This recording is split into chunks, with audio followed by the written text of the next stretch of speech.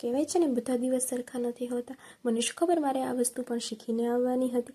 આ beautiful view સાથે મારી ગુડ મોર્નિંગ તો ગુડ જ હતી. ચલો તમે બધા આવી જાઓ મારી દુનિયામાં મારો સપોર્ટ કરવા માટે. મોર્નિંગ તો બ્યુટીફુલ જ હતી, પણ એનાથી પણ વધારે બ્યુટીફુલ હતું કે હું અહીંયા ફ્રેશ થઈને શાવર લઈ અને ભગવાન પાસે આવી ગઈ હતી, પ્રે કરી અને પછી ચાલી ગઈ મારી જોબ ઉપર. જોબ? યસ, હું પણ જોબ કરું છું વિધાઉટ પે. ખબર છે, સવારમાં જાગો, જોબ સર્ચ કરો અને એપ્લાય કરો. કેટલું ફની છે ને સાંભળવામાં, એટલું જ ડિફિકલ્ટ અને હાર્ડ છે.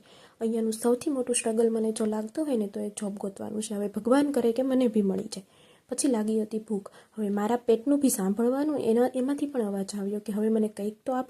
કુનાફા મળી, પણ એ ફેવરિટ નથી મારી, પણ અત્યારે મને એ પણ મંજૂર હતી. કંઈ નહીં. પછી હું આવી ગઈ આ શો એન્જોય કરવા માટે. કોણ શો જોવે છે અને કયો છે એ જરૂરથી કહેજો. હવે વારો ચણિયા ચોળીનો હતો. તમે લોકોએ રમી લીધા ગરબા? હવે અમારો વારો. અમારા નસીબનો એક દિવસ તો હોય જ ને. ચણિયા ચોળીનું ફિટિંગ ચેક કર્યું, જોયું તો બરાબર નહોતું, કારણ કે રેડીમેડ ચણિયા ચોળીનો પ્રોબ્લેમ હોય છે, મને ખબર છે. એ હું લઈને આવતી રહી હતી ફટાફટ, એટલે એ પ્રોબ્લેમ તો રહેવાનો જ. હવે વારી હતી મોટા ટ્વિસ્ટની. આ છે નેક્સ્ટ મોર્નિંગ. હું અહીંયા એક્સપેક્ટેશન સાથે આવી હતી ગ્રીન ટીની. મને શું ખબર આ બ્લોકેજ સિંક મારું વેલકમ કરશે, પણ કંઈ નહીં. હવે ખબર પડી કે મારે આ વસ્તુ કેનેડામાં શીખીને આવવાની હતી.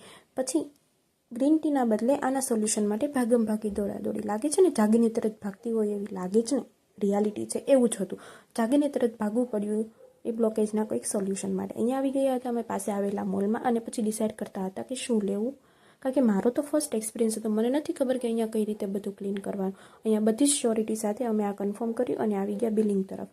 ફટાફટ બિલિંગ કરાવી અને ઘર તરફ. કેટલો સરસ તડકો છે જુઓ. અને આ તડકો છે એકદમ ધોકેબાજ, અને એનું પ્રૂફ છે આ મારા ગાલ અને નાક એકદમ લાલ લાલ. પવન બી એટલો અને ઠંડી બી એટલી. આવીને ફટાફટ બધું જ કામ પતાવી અને હું અહીંયા ફ્રેશ થઈને આવી ગઈ હતી.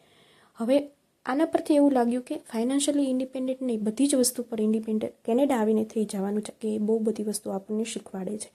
આ મારા લોંગ હેર વોશ કરવામાં બી પ્રોબ્લેમ અને ડ્રાય કરવામાં બી પ્રોબ્લેમ, પણ કંઈ નહીં. હવે મેઇન વસ્તુ, અહીંયા હું છું, ફોન છે અને સામે મિરર છે. મસ્તી ના હોય એવું બને જ નહીં. મેં થોડી મસ્તી પણ કરી લીધી. ઊભા રહ્યો.